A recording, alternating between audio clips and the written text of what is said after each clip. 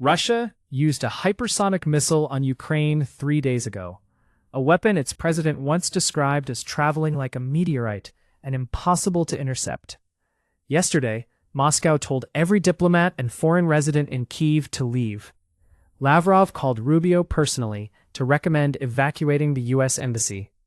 And while all of that was happening, the world's first American pope issued a 42,000-word document telling the AI industry it needs to hand back power, and a federal judge ruled that the U.S. Department of Justice charged a man with a crime specifically because he had the audacity to win in court. It has been a busy week. Let's start with Ukraine, because the war there has reached a moment that demands direct language. On the night of May 24th, Russia launched one of the largest aerial assaults on Kyiv since its full-scale invasion began over 4 years ago. According to Ukrainian Air Force officials, Russia fired 90 missiles of various types and 600 drones at the capital. Kyiv Mayor Vitaly Klitschko said damage was recorded in every district of the city. Not some districts, every district. Approximately 30 residential buildings were damaged or destroyed. Sites struck included a water supply facility, a market, residential towers, several schools, and Ukraine's National Art Museum, which sustained damage for the first time since the Second World War. 4 people were killed, roughly 100 injured, and among the weapons deployed was the Oresnik. This matters in a specific way that has been underplayed. The Oresnik is a hypersonic intermediate-range ballistic missile that releases up to 6 independent warheads traveling at 10 times the speed of sound. Russian President Vladimir Putin has said the missile cannot be stopped by conventional air defense.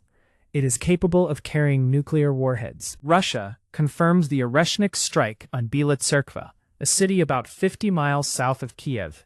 It was the third wartime use of the weapon.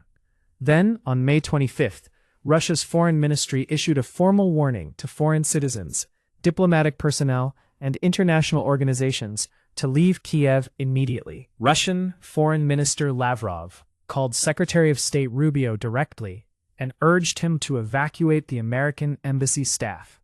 Moscow said it plans systematic strikes on what it describes as Ukraine's military-industrial facilities and decision-making centers in the capital. Russia had made a similar threat before its Red Square military parade.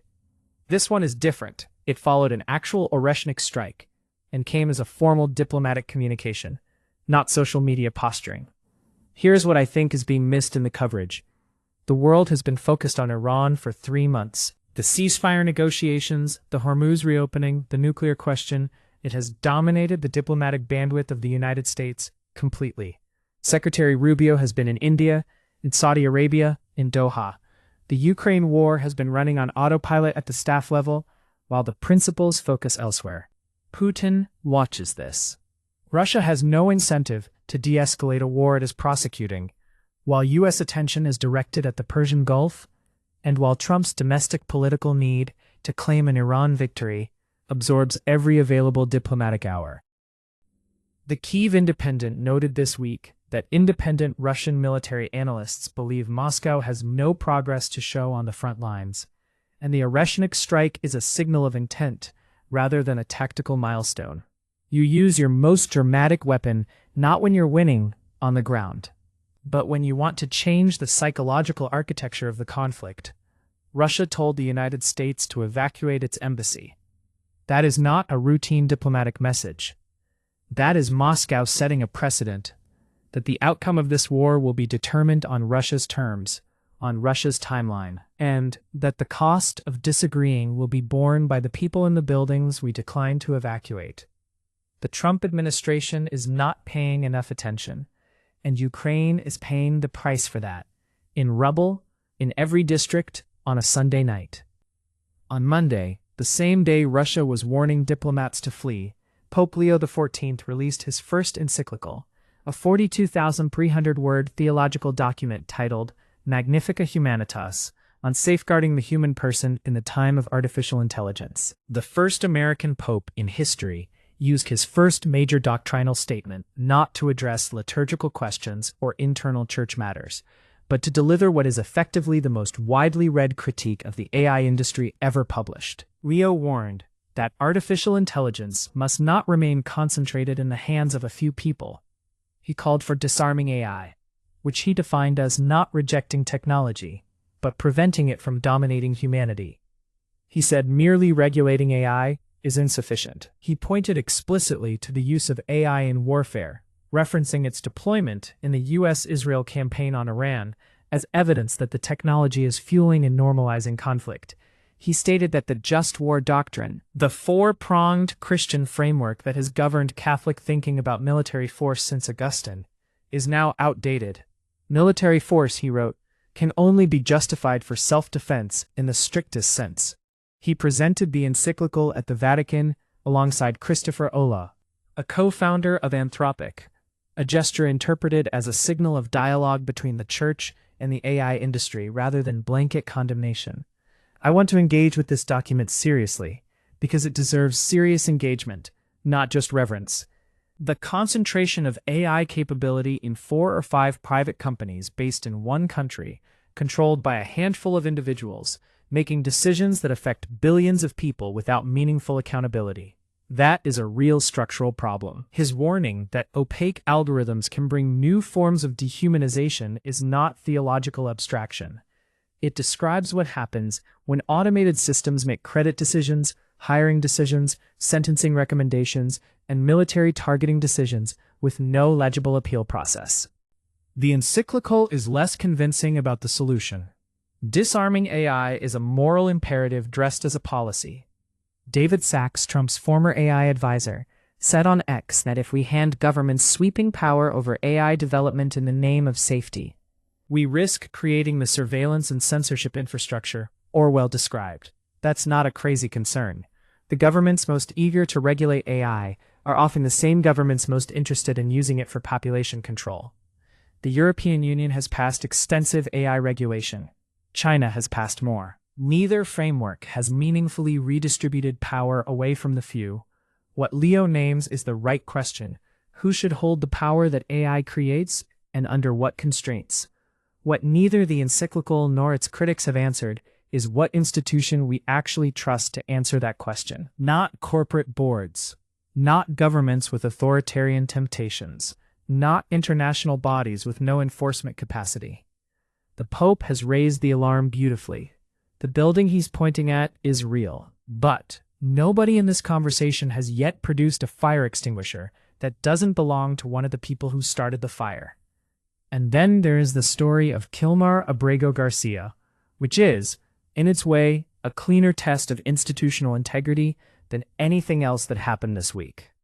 Abrego Garcia is a Salvadoran man who had been living in Maryland with his family under a 2019 court order protecting him from deportation due to documented fear of persecution. In March 2025, despite that order, the Trump administration deported him to El Salvador's CCOT mega prison, what Amnesty International has called a facility with credible reports of torture and inhumane conditions. He was held there, without charge, for months. His case became a cause, a symbol of the administration's willingness to defy court orders and deport people it had no legal authority to deport. A federal judge in Maryland ordered the Trump administration to facilitate his return. The administration complied, and then charged him with human trafficking, based on a 2022 Tennessee traffic stop during which he was not ticketed, not arrested, and not charged with anything. The charges were announced at a press conference by then Attorney General Pam Bondi, who declared, "This is what American justice looks like."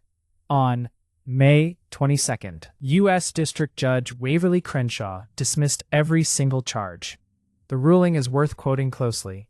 Blanche's now unrebutted public statements tying the reopened investigation to Abrego's successful lawsuit taints the investigation with a vindictive motive. He called the government's conduct an abuse of prosecuting power. An abuse of prosecuting power. That is a federal judge's finding, on the record, in a country where the Department of Justice has spent the last year declaring itself the instrument of American justice. Crenshaw did not find insufficient evidence. He found that the prosecution was opened specifically to punish a man for exercising his constitutional rights and winning. The administration's response was to call the ruling naked judicial activism, a phrase carefully chosen to delegitimize the judiciary, rather than engage with what the judge actually found. The Department of Homeland Security said Abrego Garcia's final order of removal still stands. His attorneys celebrated and called him a free man. DHS said this Salvadoran is not going to remain in the country. The constitutional question this creates is not small. If a court dismisses charges as vindictive, and the executive branch responds by saying the deportation order still stands regardless, what exactly is the remedy? You cannot appeal a decision the other branch refuses to honor. And the government's response was to rename the finding as activism and continue. Thomas Jefferson wrote that whenever government becomes destructive of the ends of justice, it is the right of the people to alter it. He was writing about a different set of circumstances, but the structure of what he described, a government that redefines judicial accountability as illegitimate interference, is not entirely unfamiliar this week. 3 stories: Russia using its most advanced weapons and telling the world to leave Kyiv while Washington looks the other way. The Pope warning that AI power concentrated in a few hands will dehumanize the many without yet producing a mechanism to redistribute it.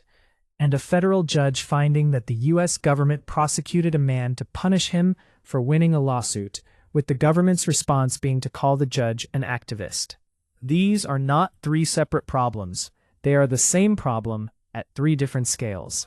Power being exercised without accountability, and the institutions designed to provide that accountability being either ignored, overwhelmed, or outmaneuvered. The question worth sitting with today is not whether you agree with the Pope or the judge or Ukraine's right to exist. The question is simpler. What happens to a system when the people inside it stop treating the rules as binding?